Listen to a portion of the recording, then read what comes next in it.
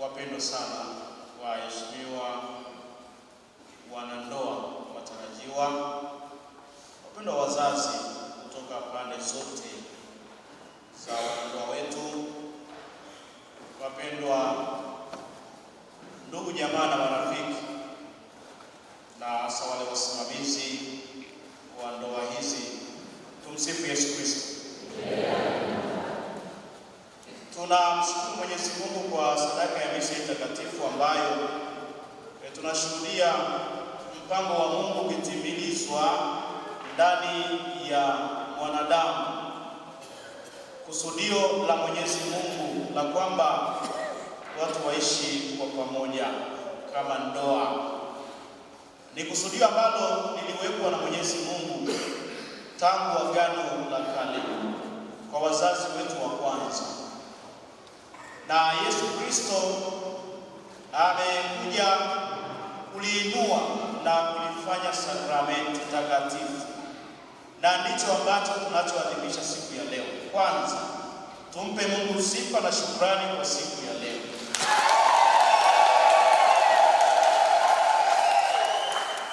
Tafakari ya masomo yetu, neno la Mungu siku ya leo inajieleza yenyewe kwamba kusudio la Mungu alimuumba mtu mke na mtu mume, kusudio la Mwenyezi Mungu hilo, na aliwaumba kwa makusudi yake kwamba wakaishi na kutiisha ulimwengu,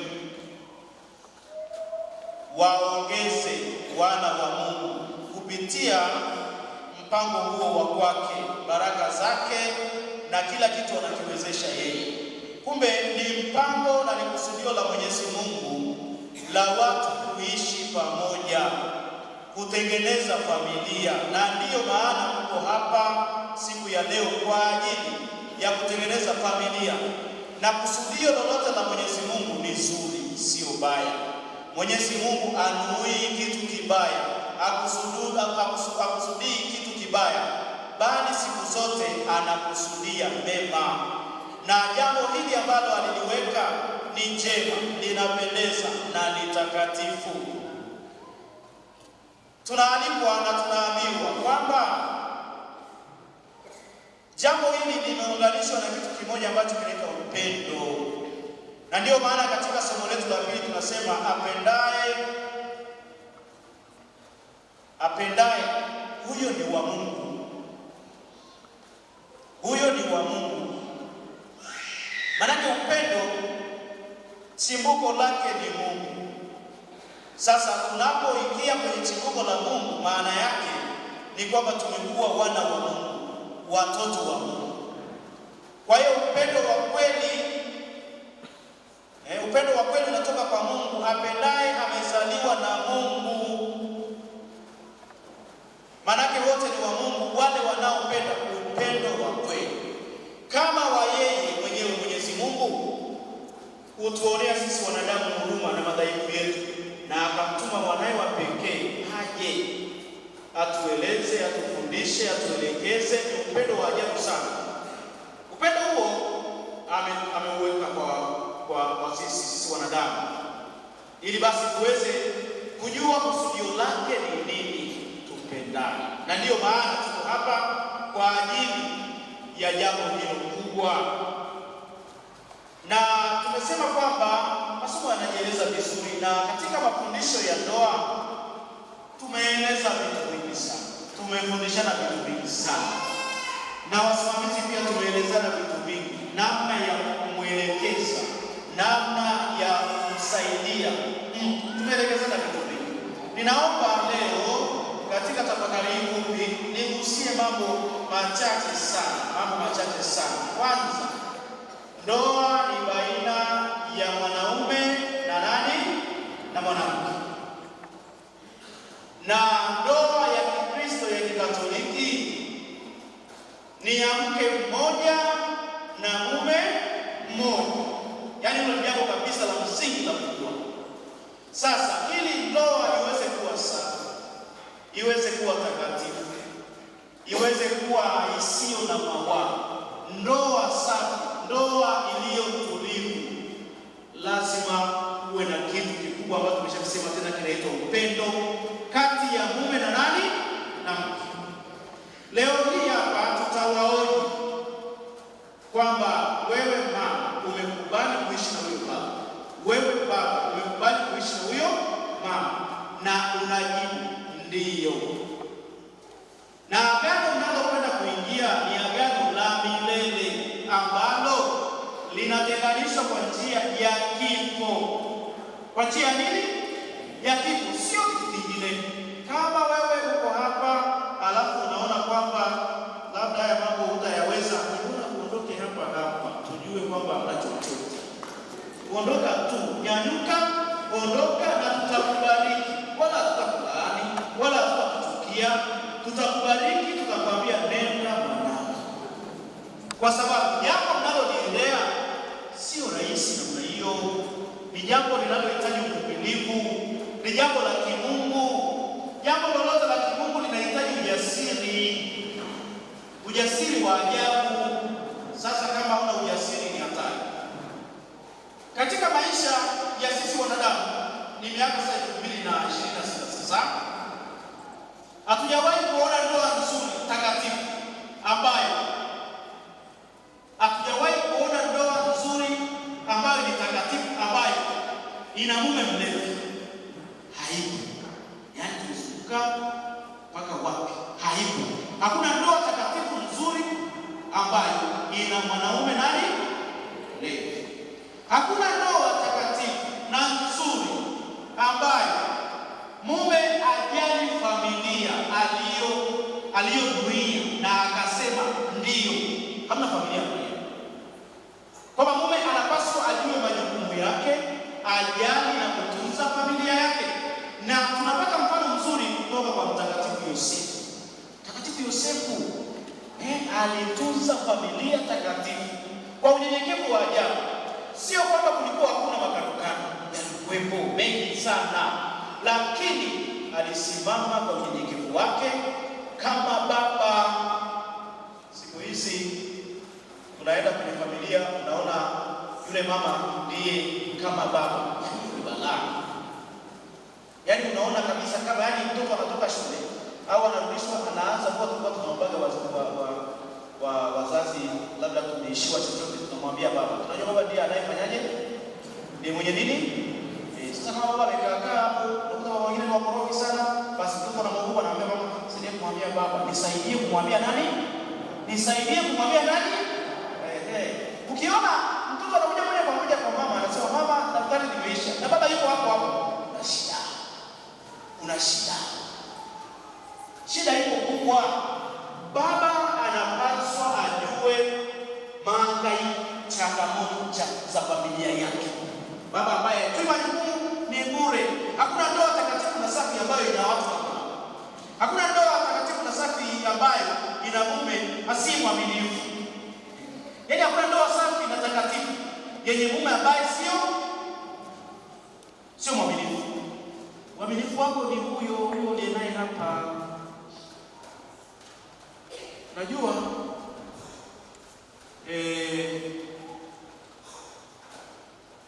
mke, ukiacha sasa mke anakuja wa pili.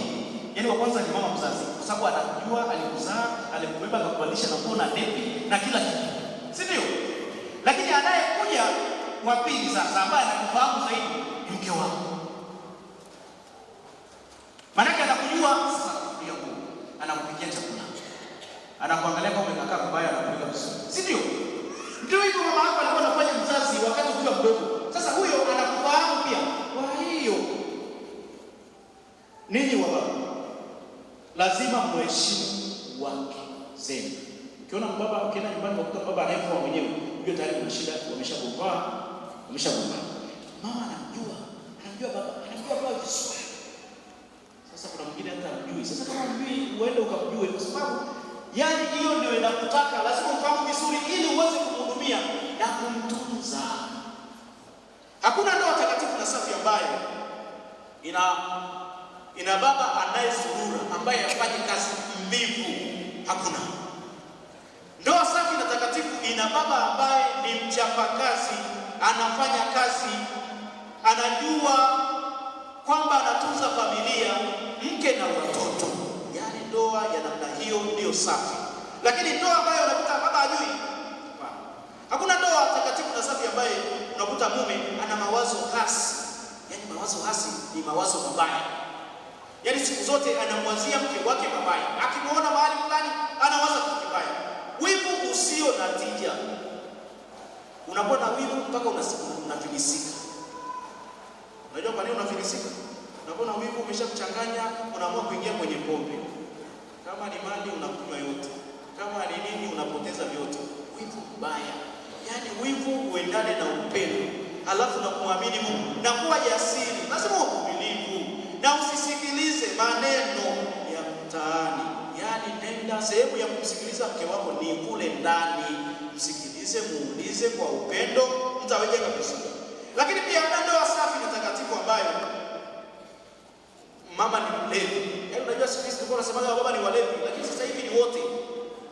Yaani sasa hivi ni upande zote. Yaani inawezekana kwa kuta kama mama kalevi, yaani kalevi kabisa. Na ukikuta kama mama kalevi, hapo akatajua hata usafi. Yaani anasemaga lakini sio vizuri. Anasemaga ukikuta baba ambaye ni mchafu, afadhali kidogo, si ndio?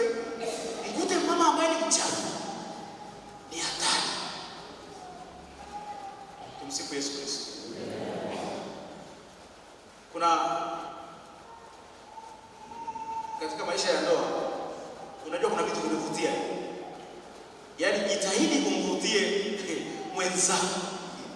Jitahidi umvutie mwenzako. Sasa kama umvutie mwenzako inakuwaje? Atakuwa na hamu na wewe sasa ya kukata na wewe? Hakuna. Jitahidi umvutie mwenzako. Yaani Mwenyezi Mungu ana ukamilifu wa uzuri wote. Yaani uzuri tulionao, uzuri tunautoa kwa Mungu na yeye anatuvutia kwake. Sasa jitahidi umvutie mwenzako. Hakuna familia takatifu na safi ambayo ina mke mbea. Unajua wanawake ni wambea mbea sana. Wambea. Na ukishaona mtu mbea siku zote, huyo mtu ana baraka, kwa sababu umbea ni kumsema mtu, ni kumuua mtu. Umbea ni kuua. Yaani kama umechukua panga ukakata mtu shingo. Yaani usifikiri kwamba eti mtu amechoma mtu kisu akafa, na wewe uliyemsema mtu ukafikiri eti yule aliyemchoma kisu ukaona labda huyo ndio mbaya zaidi. Yaani hata umeua. Umbea unafanya ndoa zinaharibika. Mwenzako hakutambui, mwenzako anakasirika. Tumsifu Yesu Kristo. Hakuna kitu kizuri kwa wanaume. Mimi namwambia wa mama kitu ambacho hamjui. Kitu ambacho hamjui kwa hawa wanaume. Unajua wanaume hawapendagi kelele. Wanaume hawapendagi nini? Hata kelele. Na ndio maana unakuta mwanaume mwingine anakuja saa 8 usiku. Ili akute umeshalala walao. Hakuna kelele tena. Sasa kelele zako, hizo kelele zako. Yaani kelele usimpigie mwanaume kelele namna hiyo. Yaani kelele hawahitaji. Yaani anahitaji abembelezwe. Yaani unajua kuna namna ya kumwambia mtu kitu hivi. Unaweza mtu amekosea kweli, lakini kuna namna ya kumwambia hicho kitu. Umemwambia wapi? Sehemu gani? Na wakati gani? Wewe mtu amekuja, ametoka kazini. Naona kabisa ametoka ni anajenga, ametoka amechafuka na hilo koti na hiyo busheti. Yaani hata baada hata kumwambia mume wangu karibu sasa, nachukua hata maji hapo uoge. Unaanza manyumba kwa. Yaani amefika hapo Mengeleni, manyumba yanaanza. Yaani huyo unakuta ametoka labda kwa tajiri sajira amemrusha. Sasa yaani unajua ana mawazo mengi. Anakutana na mawazo mengine, ataondoka. Atasubiri umelala, ndipo atakaofanyaje? Atakuja. Na utaanza kusema mume wangu anakuja saa 7 za usiku kila siku. Ukimuuliza mwanaume ni nini? Hadi mimi sitaki kelele. Mtunze. Kuna namna ya kumweleza mtu, yaani mweleze vizuri. Kuna namna ya kumweleza. Ya mjumbe afia kubembeleza kidogo. Unakuta tayari kishaingia. Kama kwa mfano alikuwa kuachia 5,000, kubembeleza hapo ukashangaa kuachia. Mbona? Na kati kumwambia hii 5,000 anakula. Hii ina maana gani? Sasa nakwambia hata 5,000 upati tena. Sasa lazima mwanamke akae vizuri. Mwanamke lazima mwaminifu, lazima ajishughulishe, asiwe pia na wivu usio na tija. Yaani unakuwa na wivu kwa mume wako, anakasirika mpaka sasa akiona na mwanaume yote anapoenda nyumbani kuna vita, anatafuta sehemu ambayo haina vita. Kwa mfano akija kwako unamtukana mtu, saa 8, yaani hata mlani. Akienda mahali pengine sasa anaambiwa pumzika pumzika. Sasa atakaa wapi? Atakaa kule ambapo anapewa faraja. Sio kwamba eti ukae naye japokuwa na nini labda ni yaani kuna namna, yaani kila mtu ana madhaifu. Lakini ni namna gani unapochukulia hilo dhaifu la mwenzako? Kwa mfano umesikia kitu umbea, umeenda kwenye mambo yenu huko ya kusuka, na kwenye saluni na umbea mwingi sana. Unaenda kusuka alafu naambia mume wako amepita hapa, amebeba msichana mmoja kwenye pikipiki. Si ndio? Hilo tu mama amebeba msichana mmoja kwenye nini? Wewe unakuja moja kwa moja. Unaanza kumwambia leo ulipita pale, nimekuona umepita kwa na mwanamke fulani amevaa kishuki, ulikuwa unaenda wapi? Sasa anaanza kufikiria nimebeba wasichana wangapi? Yaani baraka ni bodaboda. Sasa nimebeba wasichana wangapi? Anakuta ni wengi. Anasema yupi mke wangu? Anasema kwa nini mimi ni Taira siku hizi. Sasa unakuta yule aniamilia tu, maskini wa Mungu kwanza hata fahamu. Lakini ameshawekewa sasa vitu vyote. Sasa akiondoka hapo nyumbani, arudi tena. Tujitahidi tuwapende baba mama mkwe na baba mkwe, na ndugu wengine wako hapa. Kumbukeni ni watoto wenu wameolewa, sio wewe. Hujaolewa wewe na wala hujaoa wewe. Yaani ndio kakuya kipindi msule. Tweka mtambo ndio mimi. Hilo unapenda. Wewe unataka kumpatia. Unataka kumpatia mtu akupenda sasa. Mbona wewe wakati umemuoa huyo mama sasa, mbona yeye hakupangiwa na ukampenda na mpaka mpo hapo? Tuwaheshimu maamuzi ya watoto wetu. Tuwaelekeze kwa upendo. Kama kuna jambo ambalo unaona sio zuri, bora uwaeleze wazi, na kueleza wazi ni kukaa nao wote. Yaani kaa na mtoto wako na huyo mwali wako ueleze pale. Lakini ukikaa na mtoto wako tu, kama ni wa kiume unakaa naye kwa jikoni, unamueleza tu, hiyo ni umbea. Na ukiona siku zote mwanamume, ni mnaofunga ndoa, ukijikuta siku moja kuna mama yako jikoni, kuna matatizo makubwa sana. Yaani unashinda. Yaani jikoni upasi kwenda jikoni hata ungekaa na mke wako, sio na mama yako. Hata siku moja. Au unakuta eti wanaume niko jikoni na dada yake. Alafu wakati wa jikoni maana anajua sehemu ya kupika ndio sehemu ambayo unakuta wadada wanakaa huko nyumbani huko ndiko wanasengenya, ndio wanaposema. Unakuta mama mkwe na wewe kijana eti mnaenda kumsema mke wako. Yaani mama anakuambia njoo hapa jikoni nimwambie kitu. Anakuambia usimpeleze wako. Vishwa. Jikoni. Unafanya nini jikoni? Hicho ni kitu ambacho hakifai. Yaani vitu ni vya wazi. Ukitaka kukaa vizuri, weka vitu vinyooke. Weka vitu fanyaje? Vinyooke. Kama umesikia jambo fulani, kaa pamoja muulizane. Nauliza mmoja alafu mwingine unakuta anatia chumvi zaidi. Unaweza kumuuliza mmoja akaanza kutia chumvi, na kuna watu ambao wanajua kudanganya. Akiongea kitu kinafanana na ukweli. Yaani mpaka akija kuongea mwingine, yaani tayari umeshasema Yesu ni mbaya sana. Na watu ni mabingwa wa kuongea. Sasa lazima vitu vikae pamoja. Baba mkwe, mama mkwe, mawifi. Wewe wifi ambaye unakuja kuhangaika na ndoa ya kaka yako au ya mdogo wako, ya kwako iko vizuri. Unajua kuna watu wengine macharuko hayafai. Alafu anakuja eti anasema, anamwambia kaka, huyu mke sio wa kuoa. Mbona wewe hujaoleka? Mbona wewe sasa hujaolewa vizuri? Yaani mbona wewe una matatizo tu? Mbona unakuja nyumbani tu? Mara unakuja na ngeu, ukikaa tena kidogo mara umekuja na sandarusi la nguo. Alafu eti wewe ndio unayemshauri na ni kaka yako kwamba huyu mwanamke hafai. Wewe hujafaa. itafakari sana. Hakuna mtu mwaminifu, hakuna mtu mwaminifu kwa Mungu. Yaani kwa Mungu tuna makosa tu. Lazima uangalie madhaifu ya mwenzako, mueleze na mfundishe kwa upendo. Na wanasemaga kwanza ondoa nini? Najua boriti ni kitu kikubwa hiyo. Alafu ndipo utaona kitu kidogo kwenye jicho la ondoa magadi yako hayo. Tumsifu Yesu Kristo. Tujifunze kuheshimu maamuzi ya wanandoa. Ninyi wasimamizi wa ndoa, yani unajua mmepewa jukumu kubwa sana ambapo ikitokea changamoto yoyote kwanza wanawaona ninyi. Wanawaambia, jamani, kuna jambo moja mbili tatu. Na siku zote kama ni msimamizi wa ndoa, usisikilize pia mtu mmoja. Na wengine, ndio maana niwaambia ninyi vijana msichague wale washikaji. Unajua kuna mtu anasema msimamizi wangu ni mshikaji wangu. Yaani anachagua mshikaji wake wanaokaa kwa klabuni kwenye pombe. Sasa ukikosea hawezi kumwambia kitu. Chagua yule mtu ambaye kwanza hata yani kuongea naye, yani hata kukutana naye sana ni nadra, ili akwambie, wewe kijana wewe, uliniambia nikusimamie, fuata utaratibu.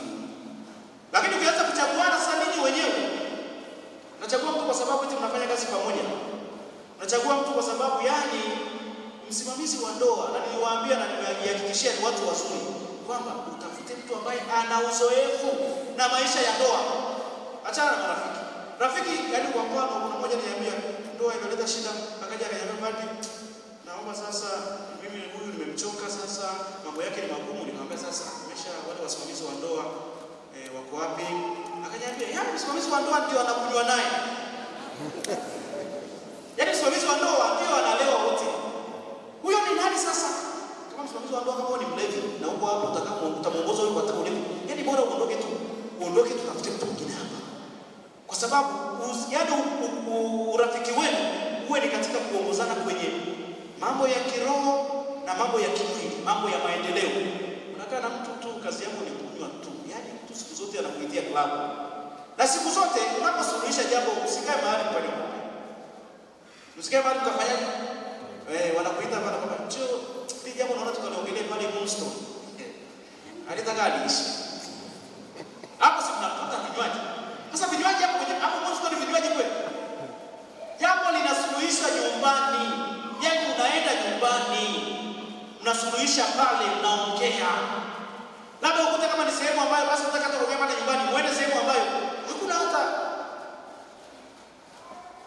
kinywaji kitakachokuwa. Sasa unaenda mahali wakuta watu kusuluhisha na ndoa. Kuna kebati kwa hapo. Unakonya. Sasa hiyo ndoa inasuluhishwa au ni kwamba inaongezewa? Unatafuta namna ya kwenda kumuendea mtu. Hapana. Ndoa inasuluhishwa nyumbani kwa upendo katika utaratibu unaofaa. Tumsifu Yesu Kristo.